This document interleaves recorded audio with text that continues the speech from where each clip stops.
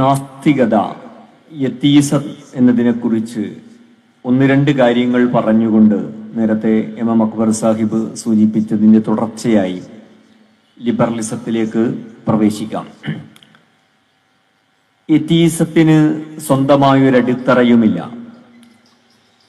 അതൊരാദർശമോ ജീവിത രീതിയോ തത്വശാസ്ത്രമോ പ്രത്യയശാസ്ത്രമോ സിദ്ധാന്തമോ ഒന്നുമല്ല. അതൊരു നിഷേധമാണ്. ആർക്കും എന്തിനേയും നിഷേധിക്കാം. ദൈവമില്ല, മതങ്ങൾ പറയുന്നത് പൊള്ളാൻ. ഇത്രയേ ഉള്ളൂ നിരീശ്വരവാദം എന്ന് പറയുന്നത്. അതുകൊണ്ടെന്താ കാര്യം? ദൈവമില്ല, മതങ്ങൾ ശരിയല്ല എന്ന് പറയുന്നത് കൊണ്ട് മനുഷ്യന് ജീവിക്കാൻ ഒരു വഴി ലഭ്യമാവുകയില്ല. മനുഷ്യർ, ലോകത്തിലെ ലക്ഷക്കണക്കിന് കോടിക്കണക്കിന് മനുഷ്യർ ജീവിച്ചു കൊണ്ടിരിക്കുന്ന ഒരു വഴിയെ ഞങ്ങൾ നിഷേധിക്കുന്നു എന്നത് മാത്രമാണ് ആ പറയുന്നതിന്റെ അർത്ഥം. പിന്നെ അവര് പറയാറുള്ളത് ഞങ്ങൾ ശാസ്ത്രവാദികളാണ്, യുക്തിവാദികളാണ്. യുക്തിവാദം എന്നതിന്റെ പരിമിതികളെ കുറിച്ച് ശാസ്ത്രലോകം തന്നെ അതിനെക്കുറിച്ച് ഇപ്പോൾ എന്ത് പറയുന്നു എന്നതിനെ സംബന്ധിച്ച് അക്ബർ സാഹിബ് ഇവിടെ വിവരിച്ചു. ശാസ്ത്രമാണ് എല്ലാറ്റിന്റെയും അടിസ്ഥാനം. ശാസ്ത്രീയമായിട്ട് ദൈവം തെളിയിക്കപ്പെട്ടിട്ടില്ല, അതുകൊണ്ട് ഞങ്ങൾ ദൈവത്തിൽ വിശ്വസിക്കുന്നില്ല, അല്ലെങ്കിൽ ദൈവത്തെ നിഷേധിക്കുന്നു. ഇതാണ് എത്തീസ്റ്റുകൾ പറയാറുള്ളത്. ശാസ്ത്രീയമായി തെളിയിക്കപ്പെടാത്ത എത്രയോ കാര്യങ്ങൾ എല്ലാ മനുഷ്യരും ജീവിതത്തിൽ കൊണ്ടു നടക്കുന്നുണ്ട്. യുക്തിവാദികൾ എന്ന് സ്വയം അവകാശപ്പെടുന്ന നിരീശ്വരവാദികൾ ഉൾപ്പെടെ. അതിന്റെ എല്ലാവർക്കും മനസ്സിലാക്കാൻ കഴിയുന്ന ഉദാഹരണമാണ് ധാർമ്മികത എന്നത്. മനുഷ്യന് ജീവിക്കാൻ ധാർമ്മികത വേണം എന്നതില് എത്തീസ്റ്റുകൾക്കും തർക്കമില്ല. ഈ ധാർമ്മികത ശാസ്ത്രീയമായിട്ട് ശാസ്ത്രത്തിന്റെ സ്രോതസ്സിൽ നിന്ന് ശാസ്ത്രത്തിന്റെ രീതിശാസ്ത്രങ്ങളിലൂടെ ലഭിക്കുന്ന ഒന്നല്ല. E=mc² എന്നത് ആപേക്ഷിക സിദ്ധാന്തത്തിന്റെ ഉപജ്ഞാതാവായ ആൽബർട്ട് ഐൻസ്റ്റീൻ കണ്ടെത്തിയ ശാസ്ത്ര സിദ്ധാന്തമാണ്, ഫോർമുലയാണ്, ഫിസിക്സാണ്.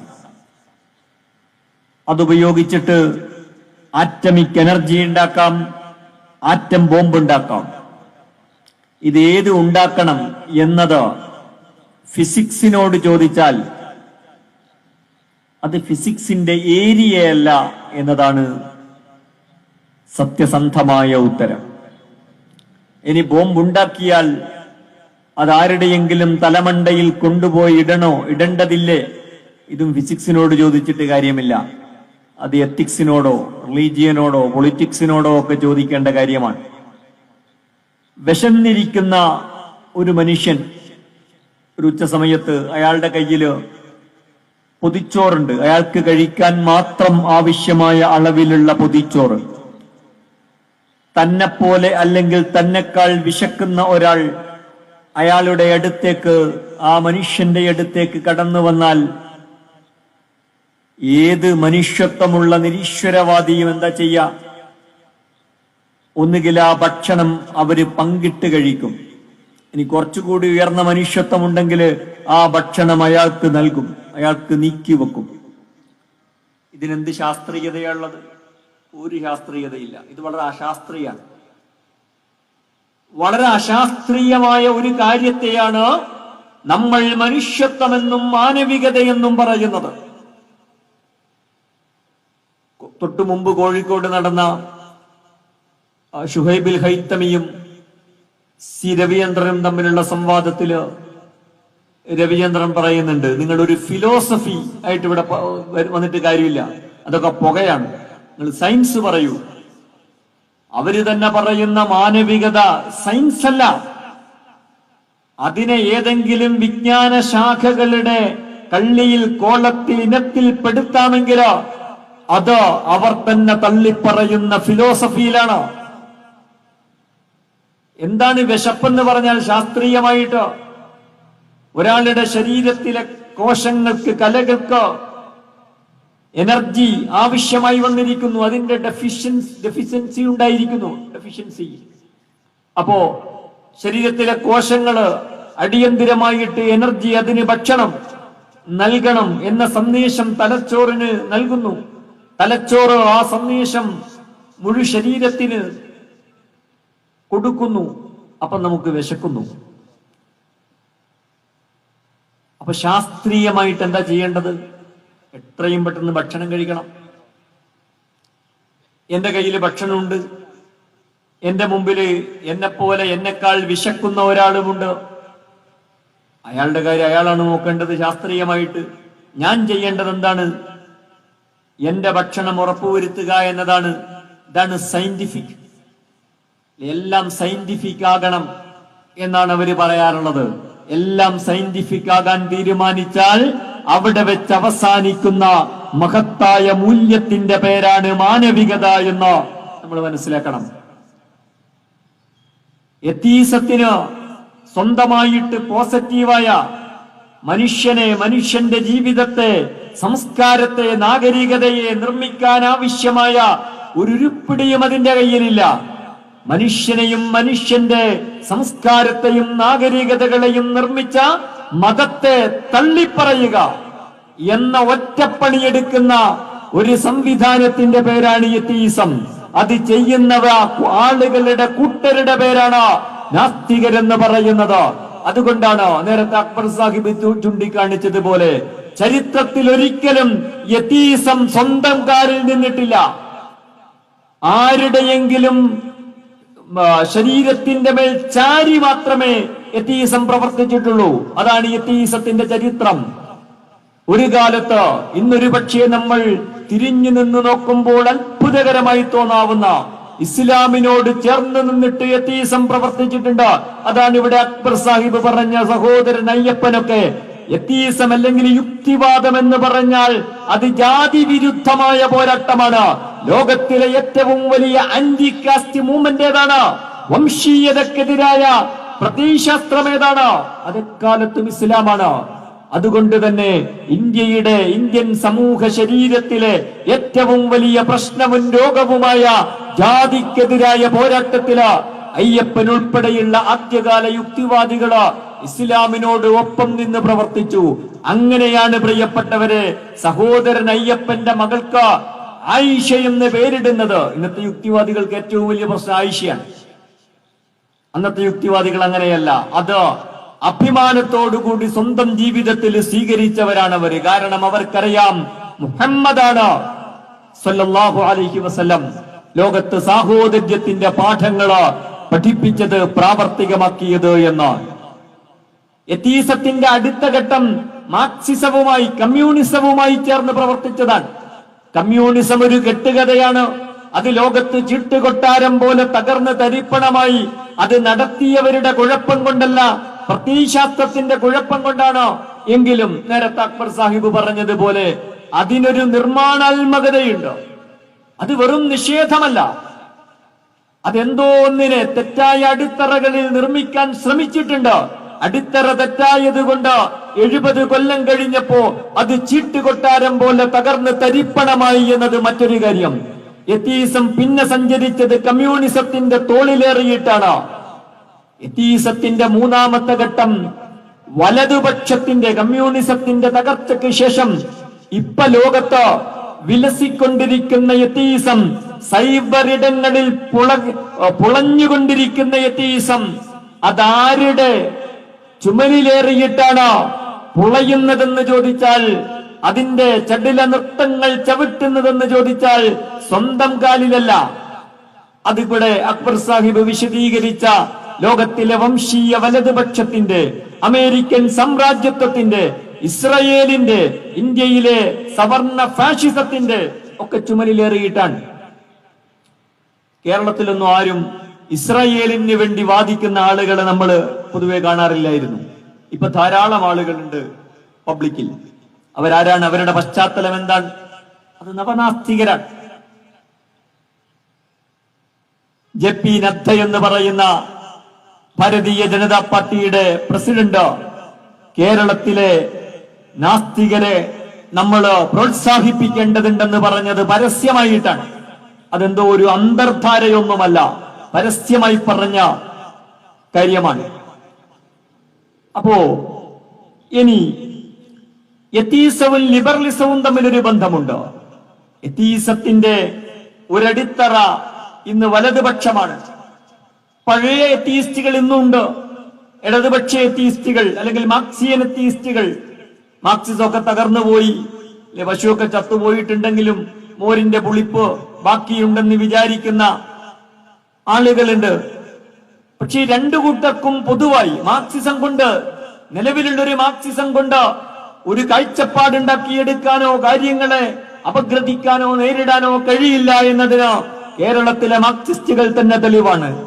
അതിലേക്ക് ഞാൻ വരാം. അപ്പൊ ഈ രണ്ട് വിഭാഗം എത്തീസ്റ്റുകളുടെയും പൊതുവായ അടിത്തറ ലിബറലിസമാണ്. ലിബറലിസത്തെ നമുക്ക് വിമർശന വിധേയമാക്കേണ്ടി വരുന്നത് അത് സ്വയം തന്നെ ഒരു പ്രശ്നമാണെന്നതിനോടൊപ്പം അത് എത്തീസത്തിന്റെ ധാർമ്മിക അടിത്തറ കൂടിയാണ്. ലിബറലിസമായിട്ട് സ്വന്തമായി നിൽക്കുന്നുണ്ട്. എന്താ ലിബറലിസം? മനുഷ്യന്റെ ആരാധനകൾ, വളരെ വൈയക്തികമായ ആരാധനാനുഷ്ഠാനങ്ങൾ, അതിന് പുറത്തുള്ള ജീവിതത്തില് ദൈവവും മതവും ഇടപെടേണ്ടതില്ല എന്ന കാഴ്ചപ്പാടിന്റെ വ്യത്യസ്തങ്ങളായ രൂപങ്ങളാണ്. അതിനിടതുപക്ഷ രൂപങ്ങളും വലതുപക്ഷ രൂപങ്ങളും അതിനിടയിലുള്ള രൂപങ്ങളും ഒക്കെയുണ്ട്. അതിനെയാണ് നമ്മൾ ലിബറലിസം എന്ന് വിളിക്കുന്നത്. അത് തന്നെയാണ് എത്തീസത്തിന്റെയും ധാർമ്മിക അടിത്തറ. സ്വന്തമായിട്ട് അതിനൊന്നുമില്ലല്ലോ. ഞാൻ നേരത്തെ പറഞ്ഞു, ദൈവമില്ല, മതമില്ല. അതുകൊണ്ട് എന്താ കാര്യം? അങ്ങനെ മനുഷ്യന് ജീവിക്കാൻ പറ്റില്ല. ജീവിക്കാൻ വേറെ ആശയങ്ങൾ വേണം. അത് ലിബറലിസമാണ്. എന്നാൽ ഈ ലിബറലിസത്തിന്റെ ധാർമ്മിക അടിത്തറ എന്താ? ശാസ്ത്രം കൊണ്ട് ധാർമ്മികത ഉണ്ടാക്കാൻ കഴിയില്ല. എത്തീസ്റ്റുകളെ സംബന്ധിച്ചിടത്തോളം എല്ലാറ്റിന്റെയും അടിസ്ഥാനം ശാസ്ത്രമാണ്. ശാസ്ത്രമാത്രവാദികൾ അല്ലെ? ശാസ്ത്രത്തില് പ്രധാനപ്പെട്ട ഒരു കാര്യമാണ് പരിണാമ സിദ്ധാന്തം. അവരംഗീകരിക്കുന്ന ശാസ്ത്രത്തില് ആ പരിണാമ സിദ്ധാന്തം എന്ന് പറയുന്നത് മനുഷ്യന്റെയും ജീവജാലങ്ങളുടെയും എല്ലാം വളർച്ച, അതിജീവനം എന്ന് പറയുന്നത് സംഘർഷങ്ങളിലൂടെയാണ്. എന്നിട്ട് അത് സർവൈവൽ ഓഫ് ദി ഫിറ്റസ്റ്റ് ആണ്. ആരാണോ കൂടുതൽ അതിജീവനക്ഷമത നേടുന്നത് ഉള്ളത് അവർക്കാണ് അതിജീവിക്കാൻ കഴിയുക. ശാസ്ത്രത്തെ മനുഷ്യന്റെ ജീവിതത്തിന്റെ മാനദണ്ഡമായിട്ട്, ധാർമ്മികതയുടെ അടിത്തറയായിട്ട് സ്വീകരിച്ചാൽ സാമ്രാജ്യത്വം ശരിയാണ്, കാരണം അത് ജീവിക്കാൻ അർഹതയുള്ള ആളുകളാണ്. ഇസ്രയേൽ ശരിയാണ്, കാരണം ആയുധത്തിന്റെ ബലം കൊണ്ട് ഫലസ്തീനികളെക്കാൾ ജീവിക്കാൻ അർഹതയുള്ളവരാണ്. ഇന്ത്യയിലെ ഭൂരിപക്ഷ വർഗീയ ഫാഷിസം അതിജീവനത്തിന് അർഹതയുള്ളതാണ്. ന്യൂനപക്ഷങ്ങളെക്കാൾ അതിന് എണ്ണത്തിൽ സംഖ്യാഫലവും ആയുധബലവും അധികാര ബലവും ഒക്കെയുണ്ട്. ആ തീർപ്പിൽ അവരെത്തുന്നത് വെറുതെയല്ല. പിന്നെയുള്ളത് ലിബറലിസത്തിന്റെ ധാർമ്മികതയാണ്. എന്താ ലിബറൽ ധാർമ്മികത എന്ന് പറയുന്നത്? അതിന്റെ ഒരു തത്വം, മറ്റുള്ളവർക്ക് ഉപദ്രവമില്ലാതെ ഒരു വ്യക്തിയോ രണ്ട് വ്യക്തികളോ കുറെ വ്യക്തികളോ ചെയ്യുന്ന ഒരു കാര്യത്തിലും മറ്റുള്ളവരോ സമൂഹമോ മതമോ ഭരണകൂടമോ കുടുംബമോ ആരും ഇടപെടേണ്ടതില്ല എന്ന് പറയുന്ന ഹാം പ്രിൻസിപ്പിളാണ്. അപ്പൊ അതിന് രണ്ട് ഭാഗമുണ്ട്. ഒന്ന്, മറ്റാർക്കും ഉപദ്രവമില്ലാത്ത ഒരു കാര്യത്തിൽ. രണ്ടാമത്തത്, അതിൽ സമൂഹം ഇടപെടേണ്ടതില്ല. മറ്റാർക്കെങ്കിലും ഉപകാരമോ ഉപദ്രവമോ ഇല്ലാത്ത എന്തെങ്കിലും കാര്യങ്ങൾ ഈ ഭൂമുഖത്ത് ആളുകൾ ചെയ്യുന്നുണ്ടോ? ഇല്ല എന്നതാണ് കാര്യം. നമ്മൾ ചെയ്യുന്ന ഏത് കാര്യവും അതെത്ര സ്വകാര്യതയിൽ ചെയ്യുന്നതാണെങ്കിലും അതിന് മറ്റുള്ളവരുടെ ജീവിതവുമായിട്ട് ഒരുപാട് ബന്ധങ്ങളുണ്ട്. ഈ ലോകത്തിന്റെ, ഈ ഭൂമിയുടെ ഘടന എന്ന് പറയുന്നത് അങ്ങനെയാണ്. പ്രത്യേകിച്ച് ജൈവ ഘടനയാണിത്. ഇനി ജൈവലോകവും അജൈവലോകവും തമ്മിൽ പോലും അങ്ങേയറ്റത്തെ പാരസ്പര്യങ്ങളുണ്ട്. ഓക്സിജനും കാർബൺ ഡൈ ഓക്സൈഡും, മനുഷ്യനുൾപ്പെടെയുള്ള ജീവികളോ കാർബൺ ഡൈ ഓക്സൈഡ് പുറത്തേക്ക് വിടുകയും ഓക്സിജൻ ജീവവായുവായിട്ട് അകത്തേക്കെടുക്കുകയും ചെയ്യുന്നു. സസ്യങ്ങൾ നേരെ തിരിച്ചു ചെയ്യുന്നു അവയുടെ ഫോട്ടോസിന്തസിസിന്റെ ഭാഗമായിട്ട്. ഇത് പരസ്പര ബന്ധിതമാണ്. എല്ലാ ജീവികളിലെയും ആണും പെണ്ണും പരസ്പര ബന്ധിതമാണ്. ഈ പാരസ്പര്യമാണ് ഈ പ്രപഞ്ചത്തിലുള്ളത്. പാരിസ്ഥിതിക ശാസ്ത്രം പറയുന്നുണ്ട്, ആമസോൺ കാടുകളിൽ ബട്ടർഫ്ലൈ തിയറി എന്ന് പറയുന്ന, ബട്ടർഫ്ലൈ എഫക്ട് എന്ന് പറയുന്ന തിയറി, ആമസോൺ കാടുകളിൽ ഒരു പൂമ്പാറ്റ ചിറകടിച്ചാൽ അതിന് കുറച്ചു കഴിയുമ്പോൾ നമ്മുടെ ആവാസ വ്യവസ്ഥയില് അതിന് പ്രതിധ്വനികൾ അല്ലെങ്കിൽ അതിന് പ്രതിഫലനങ്ങൾ ഉണ്ടാകുമെന്നോ. അങ്ങനെയുള്ളൊരു പ്രപഞ്ചത്തിൽ ഭൂമിയിൽ ജീവിച്ചിട്ടാണ് പറയുന്നത്, ഞാൻ എന്റെ സ്വകാര്യതയിൽ, ഞങ്ങൾ രണ്ടുപേർ ഞങ്ങളുടെ സ്വകാര്യതയിൽ ചെയ്യുന്നത് അത് വേറെ ആരെയും ബാധിക്കാത്ത കാര്യമാണ്. ബാധിക്കാത്ത കാര്യമാണെന്ന ഒരു പ്രിമൈസ് അംഗീകരിപ്പിച്ചിട്ടാണ് അതിൽ വേറെ ആരും ഇടപെടേണ്ടതില്ല എന്ന് പറയുന്നത്. ഈ വേറെ ആരെയും ബാധിക്കാത്ത കാര്യമെന്ന് പറയുന്നത് തന്നെ ഒരു കളവാണ്. മനുഷ്യര്, ജീവികള് ആര് ചെയ്യുന്ന എന്ത് കാര്യവും മറ്റൊരാളെയും പലതരത്തിൽ ഗുണമായോ ദോഷമായോ ബാധിക്കുന്ന കാര്യമാണ്. ഞാൻ മദ്യമോ മയക്കുമരുന്നോ ലഹരി വസ്തുക്കൾ ഉപയോഗിക്കുന്നു എന്നത് എന്നെ മാത്രം ബാധിക്കുന്ന കാര്യമല്ല. എന്റെ ഭാര്യയെ, എന്റെ മക്കളെ, എന്റെ കുടുംബത്തെ, ഞാൻ ജോലി ചെയ്യുന്ന സ്ഥലത്തെ, സ്ഥാപനത്തെ, അതിനെയൊക്കെ ബാധിക്കുന്ന കാര്യമാണ്. അങ്ങനെ ഏത് കാര്യത്തെക്കുറിച്ച് ആലോചിച്ചാലും നമുക്കത് മനസ്സിലാക്കുവാൻ സാധിക്കും. അതുകൊണ്ടാണ് ബുദ്ധന്റെ പ്രസിദ്ധമായൊരു വാചകമുണ്ട്, അതുള്ളത് കൊണ്ട് ഇതുണ്ട്. പാരസ്പര്യത്തെക്കുറിച്ചുള്ള വളരെ പഴയ മനുഷ്യന്റെ വിവേകമാണത്. കേരളീയ നവോത്ഥാനത്തിന്റെ നെടുനായകനായ ശ്രീനാരായണ ഗുരു പറയുന്നുണ്ട്, അവനവൻ ആത്മസുഖത്തിനാചരിക്കുന്നവ അപരനു ഗുണത്തിനായി വരേണം, ഇല്ലെങ്കിൽ ദോഷത്തിനായി വരും. ഈ പാരസ്പര്യത്തെക്കുറിച്ച് തിരിച്ചറിവ് ആത്മീയ വ്യക്തിത്വങ്ങൾക്കെല്ലാം, ആത്മീയ സരണികൾക്കെല്ലാം ഉണ്ടായിരുന്നു. ഇതിനെയാണ് ലിബറലിസം നിഷേധിക്കുന്നത്. രണ്ടാമത്തത് ലൈംഗിക ബന്ധം, പ്രത്യേകിച്ച് ലൈംഗികതയുമായി ബന്ധപ്പെട്ട അതിന്റെ ധാർമ്മികതയുടെ അടിസ്ഥാനം. അതിനൊരു ധാർമ്മികതയുണ്ട്. ആ ധാർമ്മികതയുടെ അടിസ്ഥാനം കൺസെന്റ് തിയറിയാണ്, സമ്മത സിദ്ധാന്തം. ഒരാണിനും പെണ്ണിനും തമ്മിൽ ഈ കാര്യങ്ങൾ ചെയ്യാൻ പരസ്പര സമ്മതം ഉണ്ടായാൽ മതി. കല്യാണം വേണ്ട, കുടുംബം വേണ്ടതില്ല, പാറിപ്പറക്കും പറവകളൊന്നും വേളി കഴിക്കാറില്ല എന്നതാണ് അതിന്റെ സിദ്ധാന്തം. ലോകത്ത് നിയമങ്ങൾ ഉണ്ടാകുന്നത്, ധാർമ്മികത ഉണ്ടാകുന്നത്, ഒരു ധാർമ്മികതയുടെ അടിത്തറയിലാണ് ഒരു നിയമം ഉണ്ടാകുന്നത്. എത്തിക്സ് അല്ലെങ്കിൽ മൊറാലിറ്റി, അതിന്റെ അടിത്തറയിൽ ഒരു ലോ, നിയമം, ഇതുണ്ടാകുന്നത് എന്തിനാ? നമ്മളൊരു പലതരത്തിലുള്ള മനുഷ്യർ ഒരു സ്ഥലത്ത് ജീവിക്കുന്നുണ്ട്. അതിൽ ആണുണ്ട്, പെണ്ണുണ്ട്, കരുത്ത് കൂടിയവരുണ്ട്, കുറഞ്ഞവരുണ്ട്, സാമൂഹിക അധികാര സ്വാധീന ശക്തി ഉള്ളവരുണ്ട്, കുറഞ്ഞവരുണ്ട്. ഇങ്ങനെയൊക്കെയുള്ള മനുഷ്യർ ജീവിക്കുകയാണ്. അപ്പൊ ഇവരിൽ ഒരാൾ വേറൊരാളെ ചതിക്കാതെ, ഒരാൾ ചതിക്കപ്പെടാതെ ജീവിക്കാൻ കഴിയണം. അതിനാണ് ധാർമ്മികത, അതിനാണ് നിയമം. ബലമുള്ളവന്റെ ബലമനുസരിച്ച് കാര്യങ്ങൾ നടക്കും എന്നാണെങ്കിൽ നിയമം വേണ്ടതില്ല, അതിവിടെ നടന്നോളൂ. അതിനൊരു ധാർമ്മികതയോ ഒരു ഭരണഘടനയോ നിയമവ്യവസ്ഥയോ ഒന്നും ഉണ്ടാക്കേണ്ടതില്ല. അപ്പോ ഈ ലിബറൽ ധാർമ്മികത വഞ്ചിക്കപ്പെടുന്നതിൽ നിന്നോ ആണിനെയോ പെണ്ണിനെയോ സംരക്ഷിക്കുന്നുണ്ടോ? ഇതാണ് പരിശോധിക്കേണ്ടത്. അതിനാണല്ലോ നിയമം. ഞാൻ അസന്നിഗ്ധമായി പറയുന്നു, അങ്ങനെ ആ കോണിലൂടെ നമ്മൾ പരിശോധിച്ചാൽ ഈ ധാർമ്മികത ഒരു ഓട്ടപാത്രമാണ്. ലിബറൽ ധാർമ്മികത ഒരു ഓട്ടപാത്രമാണ്. അതിൽ വെള്ളം എടുത്തിട്ട് കാര്യമില്ല. അത് ഒരു നിയമത്തിന്റെ, ഒരു ധാർമ്മികതയുടെ ഒരു ഫലവും ചെയ്യാത്ത ഒന്നാണ്. പലപ്പോഴും നമ്മൾ പത്രങ്ങളിൽ വായിക്കാറുള്ള ഒരു വാർത്തയാണ്, വിവാഹ വാഗ്ദാനം ചെയ്തു വഞ്ചിച്ചു. എന്താ കേസ്? ഒരു പെണ്ണിനെ ഒരു പുരുഷൻ ഞാൻ കല്യാണം കഴിച്ചോളാം എന്ന് പറഞ്ഞിട്ട് അവരുമായി ഇത്തരം കാര്യങ്ങളിൽ ഏർപ്പെടുന്നു.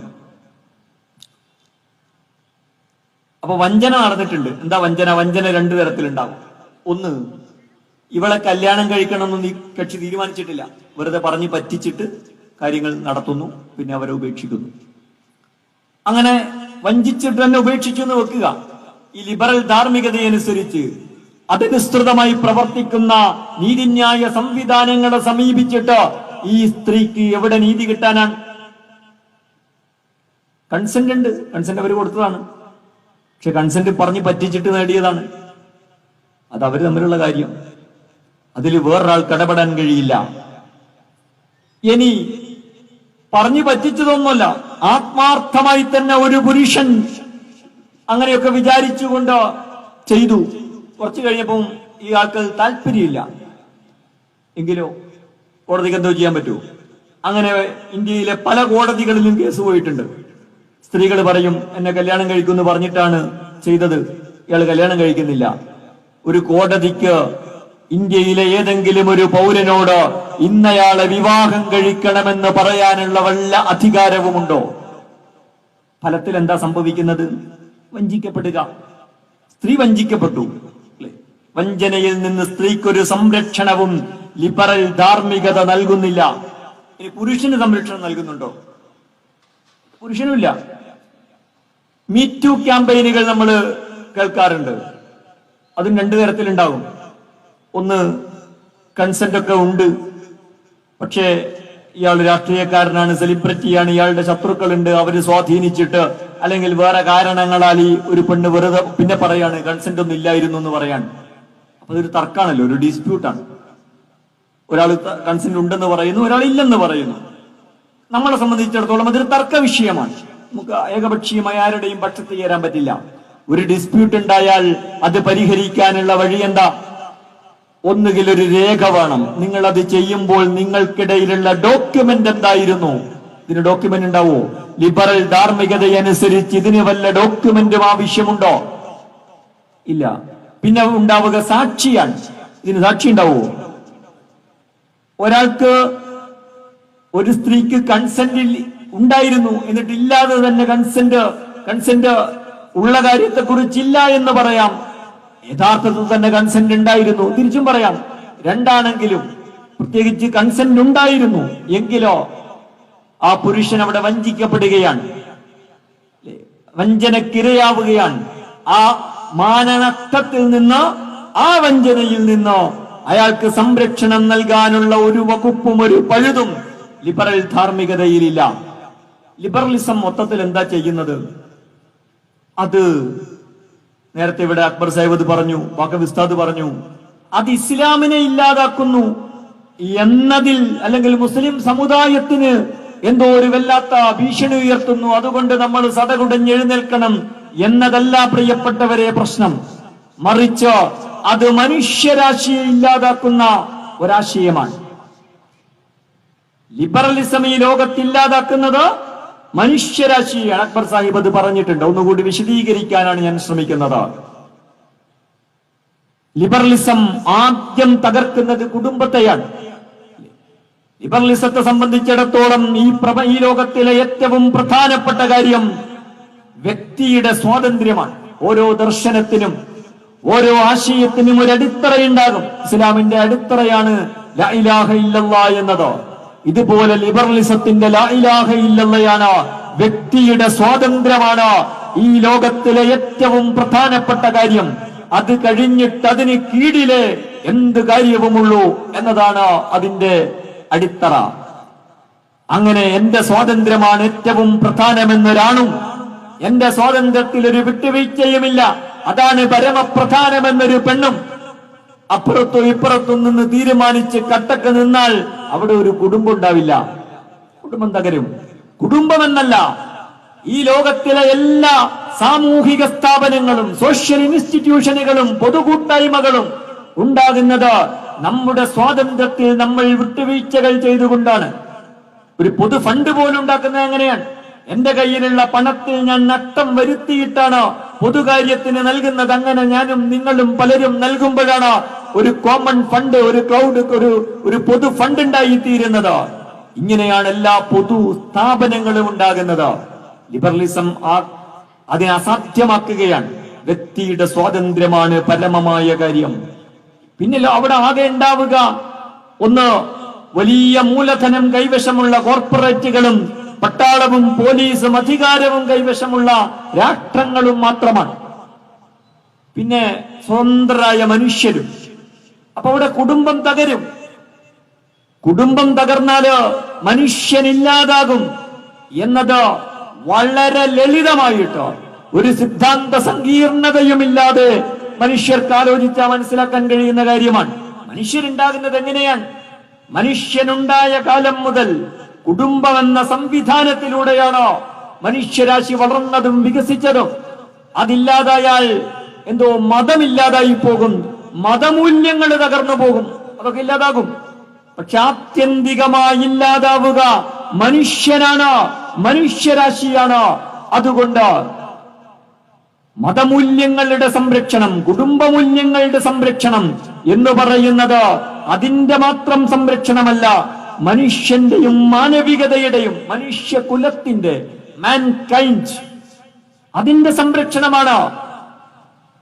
ലിബറലുകളോ ഏറ്റവും അധികം പ്രോത്സാഹിപ്പിക്കുന്ന കാര്യമാണ്, ആഘോഷിക്കുന്ന ലൈംഗികത എന്ന് പറയുന്നത്, LGBTQA+ എന്നൊക്കെ പറയുന്നത്,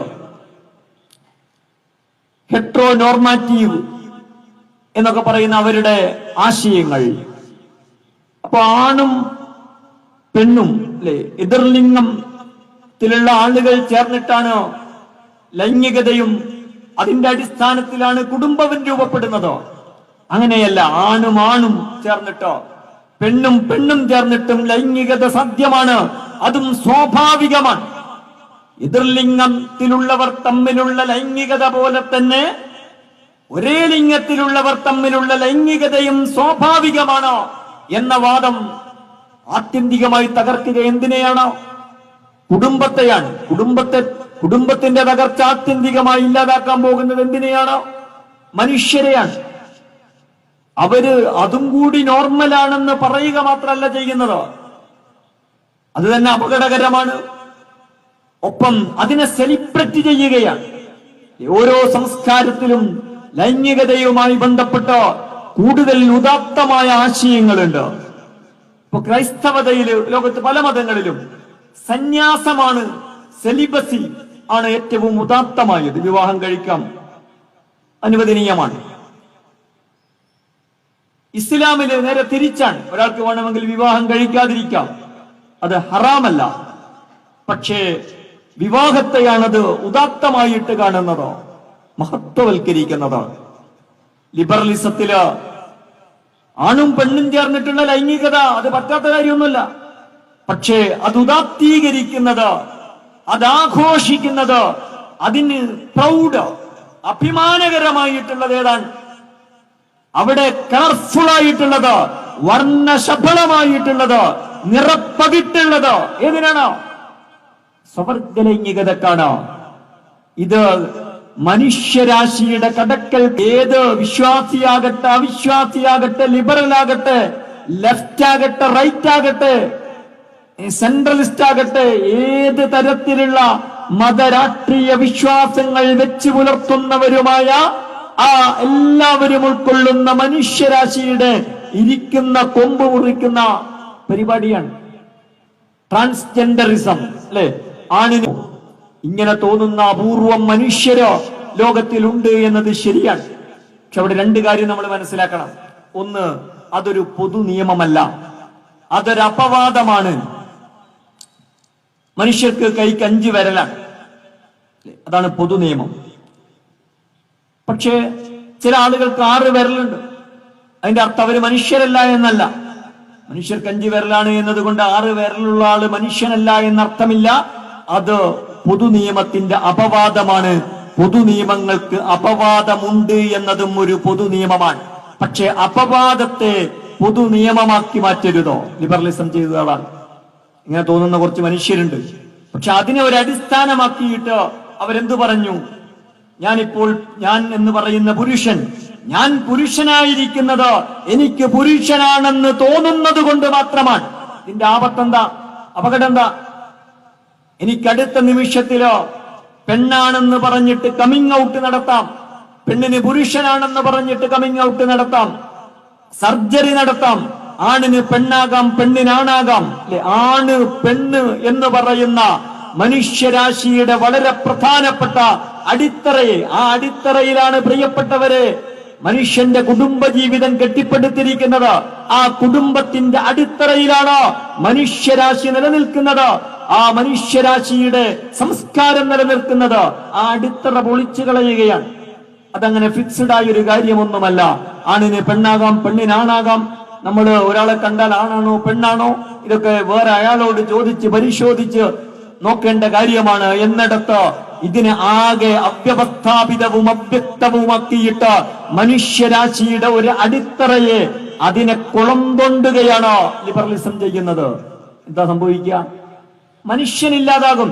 ആണിന് പെണ്ണാകാം, പെണ്ണിനാണാകാം. എങ്കിലോ എന്തുകൊണ്ട് മനുഷ്യന് വേറെ പലതും ആയിക്കൂടാ? വളരെ പ്രധാനപ്പെട്ട ഒരു ആലോചനയല്ലേ. ഒരു കാര്യം നമ്മൾ അംഗീകരിച്ചാൽ അതിന്റെ അടുത്ത സ്റ്റെപ്പുണ്ട്. അടുത്ത കാര്യത്തിലേക്ക് ആളുകൾ പോകും. ആണിന് ശസ്ത്രക്രിയ ചെയ്തിട്ട് പെണ്ണാകാം, പെണ്ണിന് അല്ലെ സെക്ഷൽ റീഅസൈൻമെന്റ് സർജറി എന്നവർ പറയുന്ന ശസ്ത്രക്രിയയിലൂടെ ആണിന് പെണ്ണും പെണ്ണിനാണും ഒക്കെ ആകാം. ഇപ്പോ അങ്ങനെ ശ്രമിച്ചുകൊണ്ടിരിക്കുന്നു. അതുകൊണ്ട് ആണ് പെണ്ണോ പെണ്ണാണോ ആവുകയില്ല എന്നത് വേറൊരു കാര്യം, ശാസ്ത്രീയമായി തന്നെ. അങ്ങനെയുള്ള ട്രാൻസ് വിമൺ എന്ന് പറയുന്ന അവര് പറയുന്ന ആണുങ്ങള് പ്രസവിക്കില്ല, ട്രാൻസ്മെൻ എന്നവര് പറയുന്ന പെണ്ണുങ്ങള് പ്രസവിക്കുകയില്ല, മറ്റവരിലൂടെ റീപ്രൊഡക്ഷനും നടക്കുകയില്ല. വേറെ കാര്യം. പക്ഷെ ഇതിപ്പോ ലോകം, ലിബറൽ ലോകം അംഗീകരിച്ചു കഴിഞ്ഞ കാര്യമാണ്. ഇതിനെതിരെയൊക്കെ നമ്മൾ സംസാരിക്കുന്നത് തന്നെ വളരെ അപകടകരമായ കാര്യമാണ് ലോകത്ത്. അതിന്റെ പിന്നിലുള്ളത് നേരത്തെ അക്ബർ സാഹിബ് പറഞ്ഞതുപോലെ മുതലാളിത്തത്തിന്റെ താല്പര്യങ്ങളാണ്. അപ്പോ അങ്ങനെ ആകാമെങ്കിൽ മനുഷ്യന് വേറെ പലതും ആയിക്കൂടെ? ആ ചിന്തയും ഇന്ന് ലോകത്ത് വളരെ ശക്തമാണ്. സൈബോർഗുകൾ രണ്ടു തരത്തിലുണ്ട്. നമ്മളുടെ ശരീരത്തിൽ തന്നെ പലതരം യന്ത്രങ്ങൾ ഘടിപ്പിച്ചിട്ട് നമ്മൾ ഈ മനുഷ്യനല്ലാത്ത മറ്റൊരു മനുഷ്യനായിട്ട് മാറുക. ഒരുപക്ഷെ മരണമില്ലാത്ത, ഈ വിചാരങ്ങളില്ലാത്ത വേറെ മനുഷ്യൻ. അല്ലെങ്കിൽ അത് വേണ്ട, അള്ളാഹു പറയുന്ന ലോകത്തിലെ എല്ലാ മതങ്ങളും ദർശനങ്ങളും ആലോചിച്ചിട്ടുള്ള അടിസ്ഥാനമാക്കിയിട്ടുള്ള മനുഷ്യനുണ്ടല്ലോ, ആ മനുഷ്യൻ ലിബറലിസത്തിൽ അവസാനിക്കും. വളരെ സ്വാഭാവികമാണ്. അതുകൊണ്ട് തന്നെ ലിബറലിസം എന്ന് പറയുന്നത് മനുഷ്യനെതിരായ ഒരു ചിന്താ പദ്ധതിയാണ്. പോസ്റ്റ് ഹ്യൂമനിസം, മനുഷ്യാനന്തരത ഇന്ന് ലിബറൽ ലോകത്തിലെ വളരെ പ്രധാനപ്പെട്ട ആശയമാണ്. ഫെമിനിസം ഏറ്റവും ഒടുവിലെത്തി നിൽക്കുന്നത് സൈബോർഗ് ഫെമിനിസത്തിലാണ്. ഫെമിനിസത്തിന്റെ ഏറ്റവും വലിയ, ലിബറലിസത്തിന്റെ ഏറ്റവും പ്രധാനപ്പെട്ട സന്താനമായ ഫെമിനിസത്തിന്റെ ഏറ്റവും സ്ത്രീ വിരുദ്ധമായ ഒരാശയമാണത്. സ്ത്രീക്ക് അല്ലാഹു സുബ്ഹാനഹു വ തആല അതിലവർക്ക് താല്പര്യമില്ലെങ്കിൽ അവർക്കും നമ്മൾക്കുമിടയിൽ പൊതുവായിട്ടുള്ള പ്രകൃതി, ആ പ്രകൃതി നൽകിയിട്ടുള്ള സവിശേഷതകള്, ആ സവിശേഷത എന്തോ ഒരു കുഴപ്പമാണെന്നും കിട്ടുന്ന ഒന്നാമത്തെ അവസരത്തില് പരിഹരിക്കേണ്ടുന്ന ഒരു പ്രശ്നമാണെന്നുമുള്ള ചിന്താധാരയാണ് അടിസ്ഥാനപരമായിട്ട് ഫെമിനിസം. അപ്പൊ അവരിപ്പോ ആലോചിക്കുന്നത് ഈ സൈബോർഗിന്റെ സാധ്യതകൾ ഉപയോഗിച്ച് പ്രസവിക്കാത്ത, കുഞ്ഞുങ്ങളെ വളർത്തേണ്ടതില്ലാത്ത സ്ത്രീയെ സൃഷ്ടിക്കുന്നതിനെ കുറിച്ചാണ്. അതൊന്നും ഈ മനുഷ്യന്റെ കാര്യമല്ലല്ലോ. അതൊന്നും അങ്ങനെ ഒരു സ്ത്രീ ഉണ്ടായാൽ, അങ്ങനെ ഒരു പുരുഷനുണ്ടായാൽ അത് ഈ മനുഷ്യനായിരിക്കുകയില്ല എന്ന് വളരെ വ്യക്തമാണ്. ഒന്ന് രണ്ട് കാര്യങ്ങൾ കൂടി പറഞ്ഞ് അവസാനിപ്പിക്കുന്നു. ഒന്ന്, ഇതില് മുതലാളിത്ത താല്പര്യങ്ങളുണ്ട്. നേരത്തെ അക്ബർ സാഹിബ് അത് പറഞ്ഞു. കാരണം മനുഷ്യന്റെ ലൈംഗികത എന്ന് പറയുന്നത് വലിയൊരു യാഥാർത്ഥ്യമാണ്.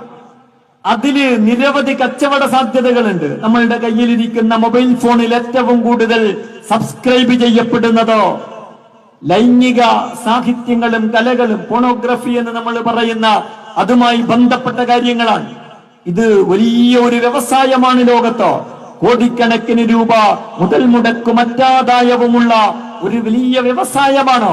ഈ വ്യവസായത്തിന്റെ മുമ്പിലുള്ള വിലങ്ങുതടി എന്താണെന്ന് ചോദിച്ചാൽ, ഇസ്ലാം പ്രത്യേകിച്ചും ലോകത്തിലെ എല്ലാ മതങ്ങളും പൊതുവില് ആണിന്റെയും പെണ്ണിന്റെയും ഇടയിൽ, അവരുടെ ബന്ധങ്ങൾക്കിടയിൽ ചില മറകളും മര്യാദകളും മുറകളുമൊക്കെ പാലിക്കണമെന്ന് പഠിപ്പിക്കുന്നുണ്ട്. അതിന്റെ സ്വാധീനം മനുഷ്യരുടെയൊക്കെ മനസ്സുകളിൽ എന്തിനോ ദൈവത്തെയും മതത്തെയും നിഷേധിക്കുന്ന നിരീശ്വരവാദികളുടെ മനസ്സിൽ പോലും ഇതിന്റെയൊക്കെ സ്വാധീനങ്ങളുണ്ട്. സഹസ്രാബ്ദങ്ങളായി പ്രവാചകന്മാരും ഗുരുക്കന്മാരും ഋഷിവര്യന്മാരും മതത്തിന്റെ വക്താക്കളുമൊക്കെ പഠിപ്പിച്ച ഈ മര്യാദകളുടെ സ്വാധീനം. അപ്പോ ഇത് വലിയൊരു തടസ്സാണ്. സെക്സ് ഇൻഡസ്ട്രിയെ വളർത്തുന്നതില്, അതിന് അതിന്റെ ഉൽപാദകരെ കിട്ടുന്നതിലും അതിന്റെ ഉപഭോക്താക്കളെ കിട്ടുന്നതിനും ഇത് തടസ്സമാണ്. ഇതിനെ തട്ടി നിരത്തി നിരപ്പാക്കിയാൽ ഈ ഇൻഡസ്ട്രിയിലോ ഇനിയും ഒരുപാട് ഉൽപാദകരെ കിട്ടും, പ്രത്യേകിച്ച് സ്ത്രീകളെയൊക്കെ ഒരുപാട് ഉപഭോക്താക്കളെയും ലഭിക്കും. അതിനാണ് നമ്മുടെ സ്കൂളുകളിൽ ജെൻഡർ ന്യൂട്രാലിറ്റി നടപ്പിലാക്കുന്നത്. ഞാൻ നേരത്തെ പറഞ്ഞിരുന്നു, കേരള കമ്മ്യൂണിസ്റ്റുകൾക്ക് സ്വന്തമായിട്ട് ഇന്ന് പ്രത്യേകിച്ച് ഒരാശയവുമില്ല എന്നതിന് തെളിവാണ് മുതലാളിത്തത്തിന്റെയും മുതലാളിത്ത ലിബറലിസത്തിന്റെയും ജെൻഡർ ന്യൂട്രാലിറ്റി ആശയങ്ങൾ ഒരു കമ്മ്യൂണിസ്റ്റ് ഗവൺമെന്റ് നമ്മുടെ സ്കൂളുകളിൽ നടപ്പിലാക്കിയത്. ആണിനും പെണ്ണിനുമിടയില് അതിരുകളുണ്ട്. അതിന്റെ സ്വഭാവം എന്താ, രൂപം എന്താ എന്നതിലൊക്കെ തർക്കമുണ്ടാകാം. പക്ഷേ ഒരു അതിരും പരിധിയും ഉണ്ടാകണം. അതുണ്ടാകേണ്ടതില്ല എന്ന് പറയുന്നത് എന്തിനാണ്? അത് ഒരു മറ മനുഷ്യന്റെ മനസ്സ് തന്നെയുണ്ട്. ഈ മറയാണ് സെക്സ് ഇൻഡസ്ട്രിയുടെ മുമ്പിലുള്ള തടസ്സം. അതിനെ വളരെ ചെറിയ പ്രായത്തിൽ തന്നെ ഇല്ലാതാക്കുക എന്നതാണ് ജെൻഡർ ന്യൂട്രാലിറ്റിയുടെ പിന്നിലുള്ള അജണ്ട എന്ന് പറയുന്നത്. അതിന്റെ ആത്യന്തിക ഫലം ആണുങ്ങള് പെണ്ണുങ്ങളെ സ്ത്രീകളെ വ്യാപകമായിട്ട് ചൂഷണം ചെയ്യുക എന്നതാണ് എന്നത് മറ്റൊരു കാര്യം. അപ്പോ ഇത് മനുഷ്യനെ തന്നെ ഇല്ലാതാക്കുന്ന ഒരാശയമാണ്. മനുഷ്യരാശി ഇത് ഇസ്ലാമിന്റെയോ മുസ്ലിം സമുദായത്തിന്റെയോ മാത്രം പ്രശ്നമല്ല. മനുഷ്യരാശി നിലനിൽക്കണമെങ്കിലോ ലിബറലിസത്തെ പിടിച്ചു കെട്ടിക്കൊണ്ട് മാത്രമേ മനുഷ്യരാശി നിലനിൽക്കുകയുള്ളൂ. ലിബറലിസത്തിന്റെ വിജയമെന്ന് പറയുന്നത് മനുഷ്യരാശിയുടെ, ഹ്യൂമൻ കൈൻഡിന്റെ, ഹോമോസാപ്പിയന്റെ അന്ത്യമായിരിക്കും. ഹോമോസാപ്പിയൻ എത്രയും പെട്ടെന്ന് അവസാനിക്കേണ്ടതാണ് എന്ന് പറയുന്ന എത്തീസ്റ്റുകളെ, പരിണാമവാദികളെ ലിബറൽ ലോകത്തിൽ നിന്ന് നിങ്ങൾക്ക് ധാരാളമായിട്ട് കാണാൻ കഴിയും. മലയാളത്തിലൊക്കെ പരിഭാഷപ്പെടുത്തപ്പെട്ട യുവോ നോവോ ഹരാരിയുടെ സാപ്പിയൻസ്, ഹോമോദിയൂസ് എന്നൊക്കെ പറയുന്ന പുസ്തകങ്ങളൊക്കെ മുന്നോട്ട് വെക്കുന്ന, വളരെ മനോഹരമായ ഭാഷയിൽ എഴുതപ്പെട്ട ആ പുസ്തകങ്ങളൊക്കെ മുന്നോട്ട് വെക്കുന്ന ആശയം ഈ മനുഷ്യൻ ആവശ്യമില്ല, ഇനി സൈബോർഗുകളുടെ ലോകമാണ്, കാലമാണ്, യുഗമാണ് എന്നതാണ്. അതുകൊണ്ട് തന്നെ ലിബറലിസത്തിനെതിരായ പോരാട്ടം കമ്മ്യൂണിസ്റ്റുകളും ഇന്ന് കൂട്ടുചേർന്നിരിക്കുന്ന, അതിന്റെ നടത്തിപ്പ് ഏജൻസി ഏറ്റെടുത്തിരിക്കുന്ന, കമ്മ്യൂണിസ്റ്റുകൾ ഉൾപ്പെടെ ഏറ്റെടുത്തിരിക്കുന്ന നമ്മുടെ സ്കൂളുകളില്, NSS, അതേപോലെ കുടുംബശ്രീ പോലുള്ള സർക്കാർ സ്പോൺസേഡ് NGOകളിലൂടെ എല്ലാം അവര് ഈ ആശയമാണ് പ്രചരിപ്പിച്ചുകൊണ്ടിരിക്കുന്നത്.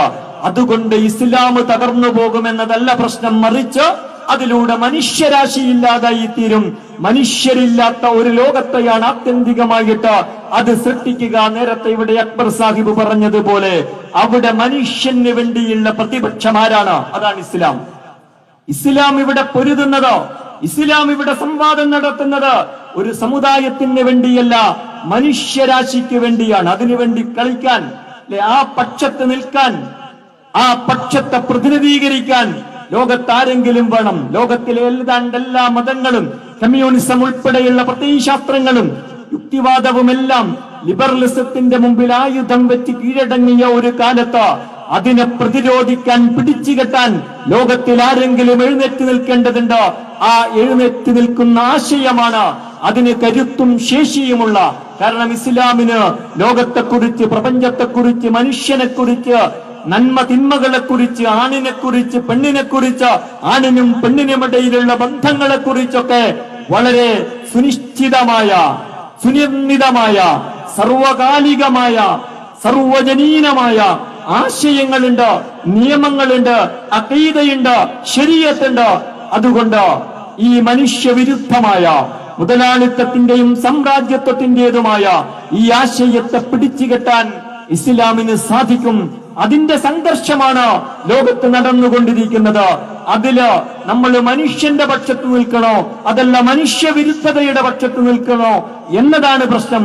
അല്ലാതെ കേവലം ഇസ്ലാമിന്റെയും മുസ്ലിം സമുദായത്തിന്റെയും കൂടെ നിൽക്കണോ, അതിന്റെ എതിർപക്ഷത്ത് നിൽക്കണോ എന്നതല്ല.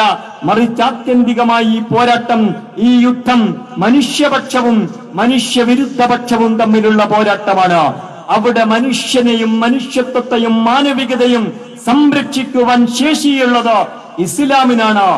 മൗലാന അബുൽ ഹസൻ അലി നദ്വിയുടെ വിഖ്യാതമായ ഒരു പുസ്തകത്തിന്റെ തലക്കെട്ടുണ്ട്, മാദാ ഖസ്റൽ ആലമു ബിഇൻഹിതാത്തിൽ മുസ്ലിമീൻ. മുസ്ലിങ്ങളുടെ തകർച്ച കൊണ്ട് ലോകത്തിന് നഷ്ടപ്പെട്ടതെന്ത്?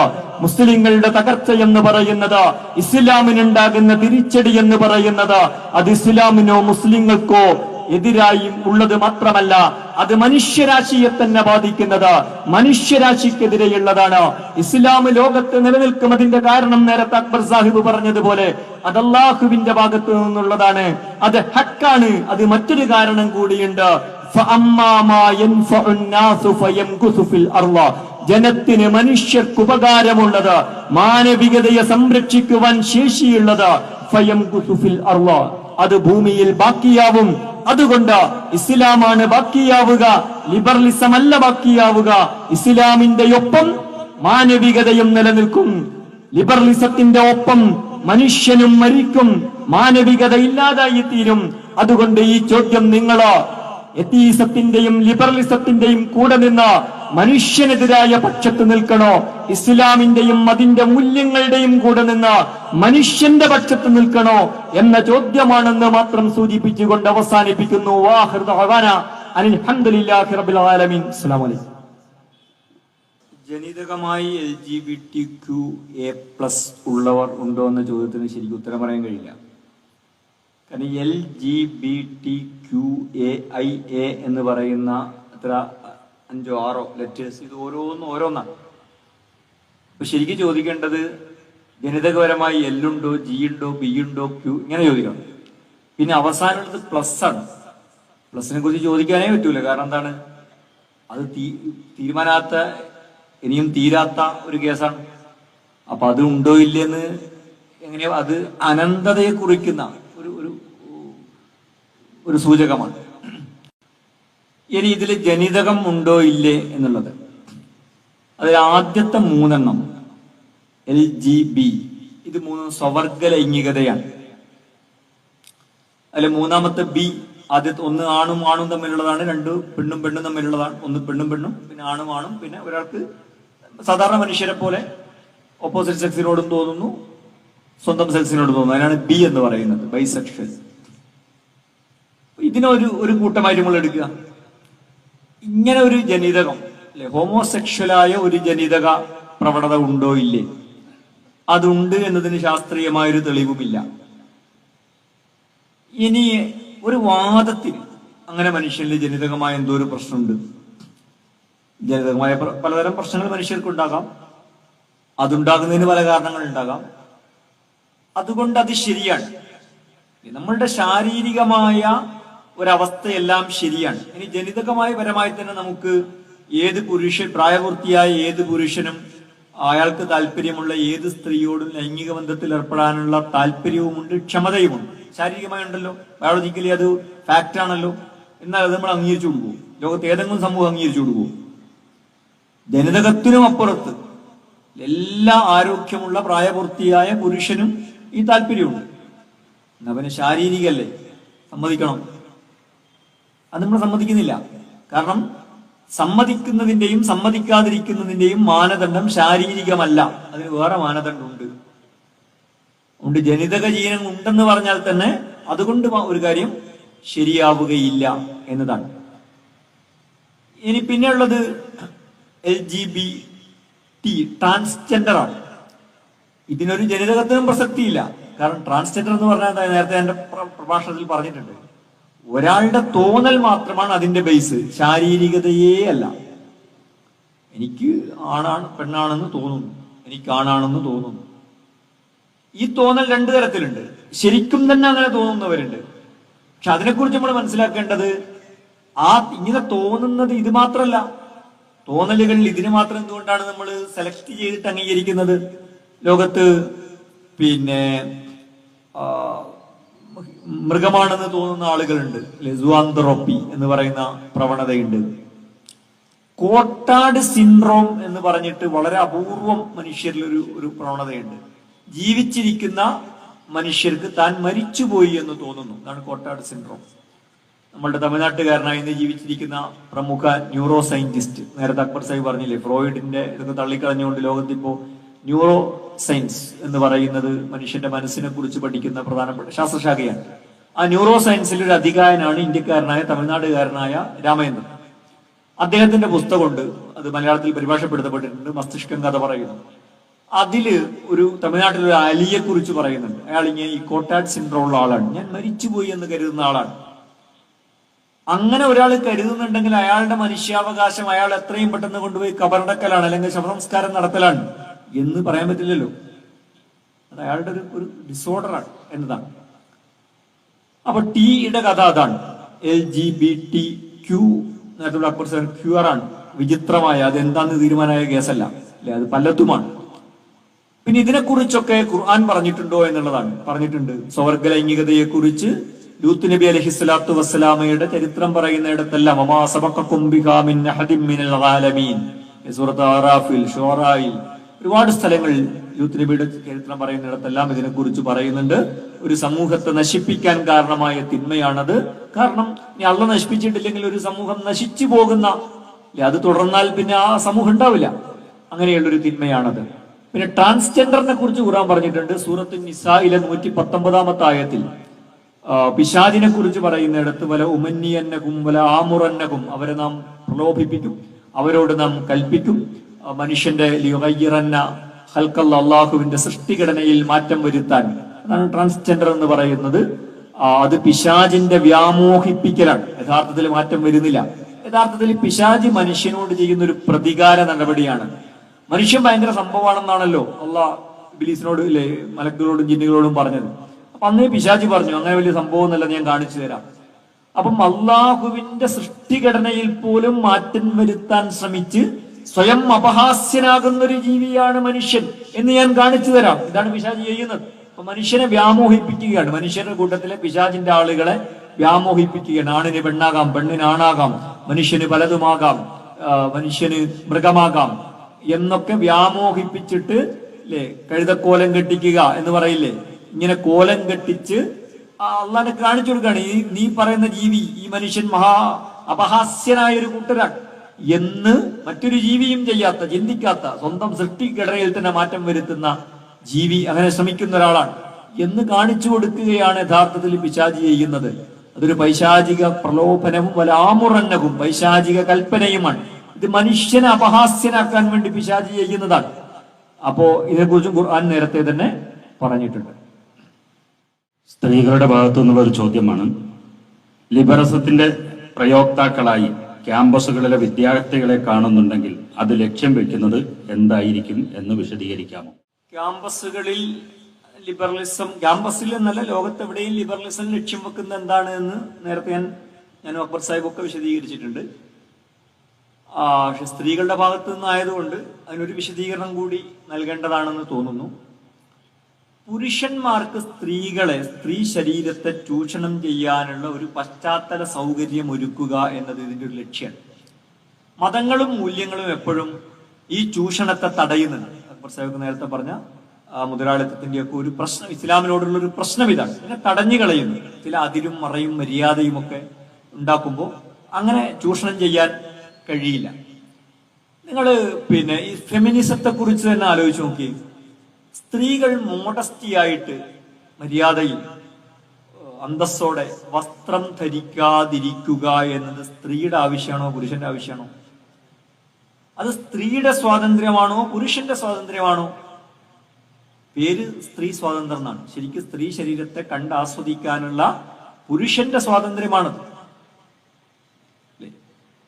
ലോകത്തെല്ലാ ലിബറൽ സമൂഹങ്ങളിലും ആണുങ്ങളുടെ വസ്ത്രത്തെക്കാൾ കുറവാണ് പെണ്ണുങ്ങളുടെ വസ്ത്രം. സ്ത്രീ പുരുഷ സമത്വത്തിന്റെ സ്റ്റാൻഡേർഡ്, മാനദണ്ഡം എപ്പോഴും ആണാണ്. അതുകൊണ്ടാണല്ലോ ജെൻഡർ ന്യൂട്രൽ യൂണിഫോം നടപ്പിലാക്കിയപ്പോൾ ആണുങ്ങളുടെ വസ്ത്രം പൊതുവസ്ത്രാക്കിയത്. ആണിനെ മാനദണ്ഡമാക്കിയിട്ടാണ് എപ്പോഴും സമത്വം പറയാറുള്ളത്. വസ്ത്രത്തിന്റെ കാര്യത്തിൽ അങ്ങനെയല്ല. വിദേശ രാഷ്ട്രത്തലവന്മാർ ഇവിടെ വരാറുണ്ട്. അവരുടെ കൂടെ അവരുടെ പത്നിമാരും ഉണ്ടാകാറുണ്ട്. രാഷ്ട്രത്തലവന്മാർ, പ്രത്യേകിച്ച് വെസ്റ്റിൽ നിന്ന് വരുന്നവര്, ചിലർ തൊപ്പിയിട്ടിട്ടുണ്ടാകും. ഇതൊക്കെ നെക്ക് ബട്ടണൊക്കെ ഇട്ട്, ടൈയൊക്കെ കെട്ടി, ഫുൾ സ്ലീവ് ഷർട്ടൊക്കെ ഇട്ട്, പാൻസും പിന്നെ ഷർട്ട് ഇട്ടിട്ട്, ഓവർകോട്ടും ഇട്ട്, ഷൂ ഇട്ട്, ഷോക്സും ഇട്ടിട്ടായിരിക്കും. ശരീരത്തിലെ മുഖവും മുൻകൈയൊക്കെ വെച്ച് കുറച്ച് കഴുത്തിന്റെ ഭാഗമൊക്കെ പുറത്ത് കാണുന്നുണ്ടാവുള്ളൂ. അവരുടെ കൂടെ വരുന്ന ഭാര്യമാർ, അവരോ ആലോചിച്ച് നോക്കിയാൽ മതി. അപ്പൊ ഇത് അവര് വ്യക്തിപരമായി ചെയ്യുന്ന എന്തൊരു കാര്യമല്ലേ? ഇതൊരു ഒരു ഘടനയാണ്, ഒരു പൊതുവായ സംസ്കാരമാണ്. ഈ സംസ്കാരം ആരുണ്ടാക്കിയതാണ്? പെണ്ണുങ്ങൾ ഉണ്ടാക്കിയതാണോ? പുരുഷന്റെ അത്ര നമ്മൾ വസ്ത്രം ധരിക്കരുത്, അത് നമുക്ക് എന്തോ ഒരു അസൗകര്യമാണെന്ന് പെണ്ണുങ്ങൾക്ക് എന്താ പ്രശ്നം? അത് ആരുടെ താല്പര്യമാണ്? ആണിന്റെ താല്പര്യമാണ്. നമ്മുടെ നാട്ടിലെ നൃത്യങ്ങൾ, ഇതൊക്കെ ആരുടെ താല്പര്യമാണ്? പെണ്ണിന്റെ താല്പര്യമല്ല, ആണിന്റെ താല്പര്യമാണ്. ജെൻഡർ ന്യൂട്രാലിറ്റി ഇല്ല. ഇപ്പോ നമ്മുടെ ക്യാമ്പസുകളിലെ മുഖ്യ ഒരു പ്രശ്നമാണ്, നേരത്തെ ഫറൂഖ് കോളേജിലൊക്കെ ഉണ്ടായ പ്രശ്നമാണ്, ആണും പെണ്ണും ഒരുമിച്ചിരിക്കുക. ആണും പെണ്ണും ഒരുമിച്ചിരിക്കുക എന്നതിന്റെ ഫലം എന്താണ്? അപ്പം അവര് പറയും, ഓ നിങ്ങൾക്ക് ആണും പെണ്ണും എന്താ ഒരുമിച്ചിരുന്നാല് ആകാശം ഇടിഞ്ഞു വീഴുവോ, അല്ലെ ആണുങ്ങൾക്ക് ഗുരു പൊട്ടുവോ എന്നൊക്കെ ചോദിക്കും, അല്ലെ?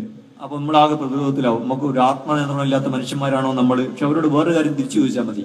അങ്ങനെ ഒരുമിച്ചിരുന്നിട്ട് അവർക്ക് ലൈംഗിക ചോദന ഉണ്ടായാൽ, ആരോഗ്യമുള്ള പ്രായപൂർത്തിയായ മനുഷ്യർക്ക് ലൈംഗിക ചോദന ഉണ്ടാവും. ഒരു ഫാക്റ്റാണ്, അല്ലെ? ഡിബേറ്റ് ആവശ്യമില്ലാത്തൊരു കാര്യമാണ്. അങ്ങനെ ഉണ്ടായാൽ പരസ്പര സമ്മതത്തോടെ അവർക്ക് ലൈംഗിക ബന്ധത്തിൽ ഏർപ്പെടാൻ പറ്റൂലേ? അവരുടെ എത്തിക്സ് അനുസരിച്ച് പറ്റും. ഈ പരസ്പര സമ്മതം എന്നൊക്കെ പറയുന്നത് എപ്പോഴും ശക്തിയുള്ളവൻ ശക്തി കുറഞ്ഞവരുടെ മേൽ നിന്ന് ഉണ്ടാക്കിയെടുക്കുന്ന ഒരു കാര്യം കൂടിയാണ്. അല്ലാതെ ഇങ്ങനെ സമ്പൂർണ്ണ സമ്മതം, അങ്ങനെ നിരപേക്ഷമായൊരു സമ്മതമൊന്നുമില്ലല്ലോ. സമ്മതം പ്രവർത്തിക്കുന്നത് ഒരു അധികാര ബന്ധത്തിന്റെ അകത്തും ഒക്കെയാണ്. അപ്പൊ സ്വാഭാവികമായിട്ടും കൂടുതൽ അധികാരവും ശക്തിയൊക്കെ പുരുഷനാണ് ഉണ്ടാവുക. അവൻ ഉണ്ടാക്കിയെടുക്കുന്നത് കൂടിയാണ് സമ്മതം എന്ന് പറയുന്നത്. ഫലത്തിൽ എന്താണ്? പുരുഷന്മാർക്ക് പല വിധത്തിൽ സ്ത്രീ ശരീരത്തെ പ്രത്യക്ഷമായും പരോക്ഷമായും അനുഭവിക്കാനുള്ള ഒരു പശ്ചാത്തല സൗകര്യം, ഭൗതിക സൗകര്യം ഉണ്ടാക്കിയെടുക്കുക എന്നതാണ് ഇതിലൂടെ സംഭവിക്കുന്നത്. മറുഭാഗത്ത് ഇസ്ലാം ചെയ്യുന്നത് എന്താണ്? വിവാഹത്തിലൂടെയല്ലാതെ ഒരു പുരുഷനും ഒരു സ്ത്രീയുടെ ശരീരത്തിലും ഒന്നും അനുഭവിക്കാൻ കഴിയാത്ത, വളരെ വൃത്തിയുള്ള സ്ത്രീ ശരീരം ചൂഷണം ചെയ്യപ്പെടാത്ത സാഹചര്യം സൃഷ്ടിക്കുക. അപ്പൊ എന്തുകൊണ്ടാണ് ക്യാമ്പസിൽ ഇത് നടപ്പാക്കുന്നതിന്റെ പല അജണ്ടകൾ നേരത്തെ പറഞ്ഞു. ഞാൻ അക്ബർ സാഹിബും പറഞ്ഞു, മുതലാളിത്തത്തിന്റെ അജണ്ട പറഞ്ഞു, വ്യക്തിത്വത്തിന്റെ അജണ്ട പറഞ്ഞു. ഇതിൽ ഇങ്ങനെ പ്രത്യേകിച്ച് സ്ത്രീകളുടെ ഭാഗത്ത് നിന്നുള്ളതായതുകൊണ്ട് ഇങ്ങനെയൊരു അജണ്ട കൂടി ഉണ്ട് എന്ന് സ്ത്രീകൾ സവിശേഷമായും എല്ലാവരും പൊതുവായും മനസ്സിലാക്കുക. നിഷ്കളങ്കമായ ഒരു കാര്യമല്ല ഇത്. ഇതിന് വേണ്ടിയുള്ള ഒരു അജണ്ട കൂടിയാണിത് എന്ന് നമ്മൾ മനസ്സിലാക്കേണ്ടതാണ്. ചോദിക്കാനുള്ളത് ലിബറലിസം നാസ്തികത എന്ന വിഷയത്തുമായി ബന്ധപ്പെട്ടിട്ട്, ആ വിഷയത്തിൽ നിങ്ങൾ ലിബറൽസും നാസ്തികതയും മറ്റ് ഇതര ഇസങ്ങളിൽ നിന്നും മതങ്ങളിൽ നിന്നൊക്കെ കടമെടുക്കുന്നു, എന്നിട്ട് അവർ ധാർമ്മികത ഉണ്ടാക്കുന്നത്. ഇത് കടമെടുക്കുന്ന ഇങ്ങനെയാണ് ഒരു കുറ്റമാകുന്നതെന്ന് എനിക്ക് പറഞ്ഞു. കടമെടുക്കുന്നു എന്നല്ല ഞാൻ പറഞ്ഞത്, ആശയം ഇവിടെ പറഞ്ഞ ഞാനാണ്. കടമെടുക്കുന്നു എന്നല്ല, വ്യക്തതയിൽ മനസ്സിലാക്കണം. കടം ആർക്കും എടുക്കാം, അല്ലെ? കടമെടുത്തിട്ട് അതിനെ ഇപ്പൊ ഇസ്ലാം പോലും കടമെടുക്കുന്നുണ്ട്. ഇസ്ലാമി ശരീഅത്തിന്റെ അസുലുകളിൽ ഒന്നാണ്, അതിന്റെ സ്രോതസ്സുകളിൽ ഒന്നാണ് ഉറുഫ്. ഒന്നാമത്തെ സ്രോതസ് എന്താണ്? ഖുർആൻ. രണ്ടാമത്തത് ഹദീസ്. മൂന്നാമത്തത് ഖിയാസ്. നാലാമത്തത് പല മദ്ഹബുകൾ പലതാണ്. ഇസ്തിഹ്സാൻ, മസാലിഹുൽ മുർസല എന്നൊക്കെ പറയുന്ന നമ്മൾ പൊതു താല്പര്യങ്ങൾ എന്നൊക്കെ പറയുന്ന കാര്യങ്ങളാണ്. അതിലെ അഞ്ചാമത്തെയൊക്കെ ഒരു സ്രോതസ്സാണ് പൊതുവിൽ ഉറുഫ്. എന്താ ഉറുഫ്? മുസ്ലിങ്ങൾ ഏത് നാട്ടിലാണോ ജീവിക്കുന്നത് ആ നാട്ടിലെ ഇസ്ലാമിനെതിരല്ലാത്ത കീഴ്വഴക്കങ്ങൾ, കസ്റ്റംസ്, അത് ശറഅാണ്. അപ്പൊ നമ്മൾ കടമെടുക്കുകയാണ്. കടമെടുക്കുന്നതിൽ എന്താണ് കുഴപ്പം? ഞാൻ കടമെടുക്കുന്നു എന്നല്ല പറഞ്ഞത്. അതിന് സ്വന്തമായിട്ട് എത്തീസത്തിന് സ്വന്തമായി പോസിറ്റീവായ ഒരു അജണ്ടയുമില്ല. എന്താണ് എത്തീസം? എത്തീസം നിങ്ങൾ പറഞ്ഞാൽ എന്താണ്?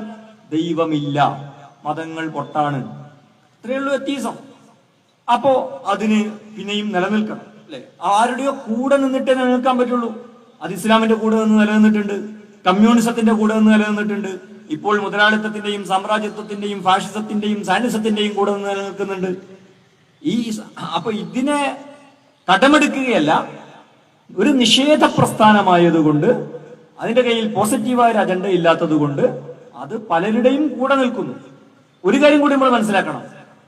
എത്തീസത്തെ സംബന്ധിച്ചിടത്തോളം ഇപ്പോ പല എത്തീസ്റ്റുകൾ തന്നെ ഇപ്പോ ഈ നാസ്തികത, ഈ വലതുപക്ഷത്തിന്റെ, വംശീയവാദികളുടെ, സാമ്രാജ്യത്വത്തിന്റെ, സൈനിസത്തിന്റെ, ഫാഷിസത്തിന്റെ ഒക്കെ കൂടെ നിൽക്കുന്നത് ശരിയല്ല, അത് എത്തീസത്തിന്റെ, യുക്തിവാദത്തിന്റെ അപജയമാണ് എന്ന് പറയുന്ന യുക്തിവാദികളെ കാണാൻ പറ്റും. രണ്ട് ഗ്രൂപ്പും കേരളത്തിലുണ്ട്.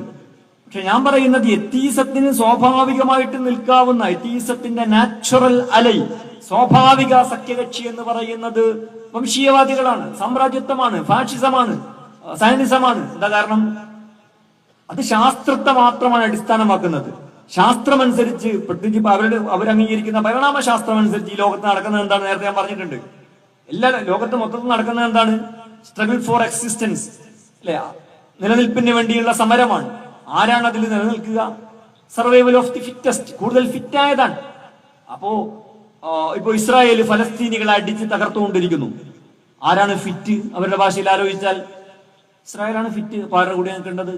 ഇസ്രായേലിന്റെ കൂടിയാണ്. ഇന്ത്യയിൽ മുസ്ലിങ്ങളുടെ വീടുകളൊക്കെ ബുൾഡോസ് ചെയ്യുന്നു, ഭരണകൂട ആളുകളെ പിടിച്ചുകൊണ്ടുപോകുന്നു സംഘപരിവാർ. അപ്പൊ ആരാ ഫിറ്റ്? സർവൈവൽ ശേഷിയുള്ളത് ആർക്കാ? ആത്യന്തികമായി ഏതാണ് സർവൈവ് ചെയ്യുക, അത് വേറെ കാര്യമാണ്. ഇവരുടെ ഭൗതിക മെറ്റീരിയലിസ്റ്റിക് കാഴ്ചപ്പാടിൽ അപ്പൊ അതിന്റെ കൂടെ നിൽക്കണം. അപ്പൊ എത്തീസം ശരിക്കും നിൽക്കേണ്ടത് വലതുപക്ഷത്തിന്റെ വംശീയവാദികളുടെ കൂടെ തന്നെയാണ്. ഇത് എത്തീസത്തിന്റെ തന്നെ പ്രശ്നമാണ്. അതിന് മറ്റ് ഈ ഇടതുപക്ഷ മാനവിക യുക്തിവാദികൾ എത്തീസം ഇങ്ങനെ ആകെ നശിച്ചുപോയി എന്ന് നിലവിളിക്കുന്നതിൽ അർത്ഥമില്ല. എത്തീസം യഥാർത്ഥത്തിൽ അതിന്റെ തുറമുഖത്ത് ഇപ്പോഴാണ് നങ്കൂരമിട്ടത് എന്നതാണ് അതിനെക്കുറിച്ച് മനസ്സിലാക്കേണ്ടത്. ഒറ്റ കാര്യം കൊണ്ട് പറഞ്ഞ് അവസാനിപ്പിക്കും. ഈ നമ്മുടെ ജബ്ബാർ മാഷ് എത്തീസത്തിന്റെ അധപ്പതനത്തെ കുറിച്ച് ഒരു വീഡിയോ ചെയ്തിട്ടുണ്ട്. ആ വീഡിയോയിൽ മുമ്പ് ഒരു സംഭവം, ഒരു കഥ പറയുന്നുണ്ട്. ഒരു നാട്ടില് ഒരു ആയുർവേദ ഷോപ്പ് ഉണ്ടായിരുന്നു ഒരാളുടെ. അപ്പൊ അവിടെ ഇങ്ങനെ നടക്കുന്ന ഷോപ്പാണ്. അപ്പം വേറൊരാള് ഒരു ആയുർവേദ ഷോപ്പ് തുടങ്ങി. ഒരു പുതിയ ഒരു ന്യൂജൻ ആയുർവേദ ഷോപ്പ്. മറ്റേതൊരു പ്രായമുള്ള ഒരു ഗുരുക്കളതാണ്. ഇപ്പൊ ന്യൂജൻ ഷോപ്പ് തുടങ്ങിയപ്പോൾ ആൾക്കാരൊക്കെ അവിടെയാണ് പോകുന്നത്. അവിടെ അകത്ത് ഒരു ബെഞ്ചൊക്കെ ഇട്ടിട്ടുണ്ട്. അവിടെ അരിഷ്ടവും കഷായവും ഒക്കെ അവിടെ അകത്ത് തന്നെ കഴിക്കാം. ഭയങ്കര തിരക്കാണ്. ആദ്യത്തെ ആളാകെ ഒരു പൂട്ടിപ്പോകുന്ന അവസ്ഥയാണ്. അപ്പൊ എന്താ കാര്യം?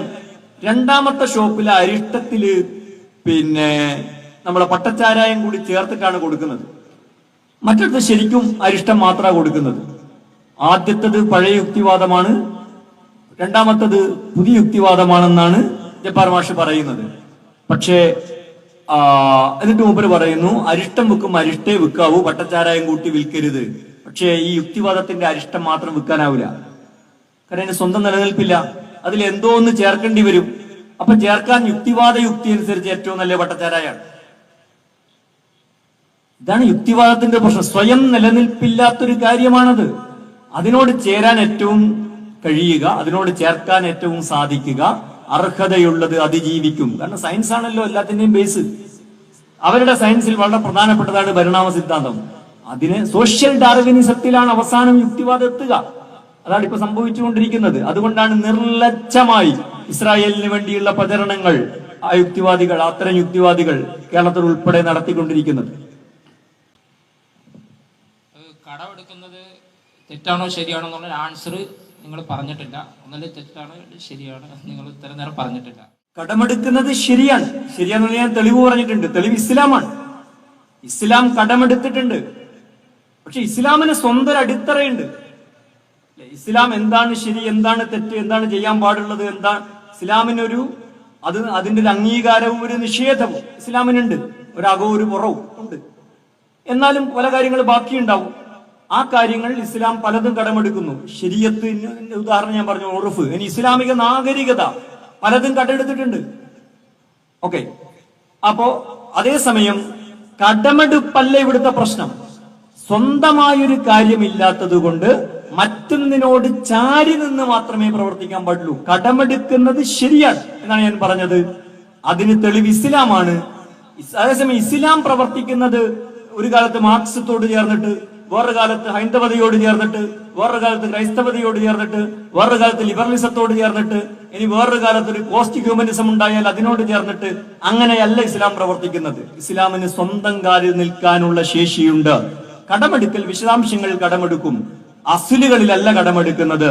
എത്തീസത്തിന് അസുലിൽ തന്നെ എന്തേ ഉള്ളൂ? നിഷേധമേ ഉള്ളൂ. ഇല്ല, എന്തുണ്ട്? ഉണ്ട് എന്ന് പറയണമെങ്കിൽ ആരുടെയോ ഒരു ഉക്കത്ത് ഊരയിൽ, ആരുടെയോ ഒരു സ്ഥലത്ത് ചാരണം. അങ്ങനെ മാത്രമേ അതിന് എന്തെങ്കിലും ഉണ്ട് എന്ന് പറയാൻ പറ്റുള്ളൂ എന്നതാണ് എത്തീസത്തിന്റെ പരിമിതി. കടമെടുക്കുന്നത് തെറ്റല്ല, അതിന് തെളിവ് ഇസ്ലാം തന്നെയാണ്. എനിക്ക് ചോദിക്കാനുള്ളത്, ഇന്ന് ലോകത്ത് നടക്കുന്ന യുദ്ധങ്ങൾ, പ്രധാനമായിട്ടും മിഡിൽ ഈസ്റ്റിൽ നടക്കുന്ന യുദ്ധങ്ങൾക്ക് ഈ ലിബറലിസവും നാസ്തികതയുമായിട്ട് എന്തെങ്കിലും ബന്ധമുണ്ടോ എന്നുള്ളതാണ്. ഈ സമൂഹത്തിൽ ഉണ്ടാകുന്ന കാര്യങ്ങൾ ഒറ്റ കാരണത്താൽ ഉണ്ടാകുന്നതായിരിക്കില്ല.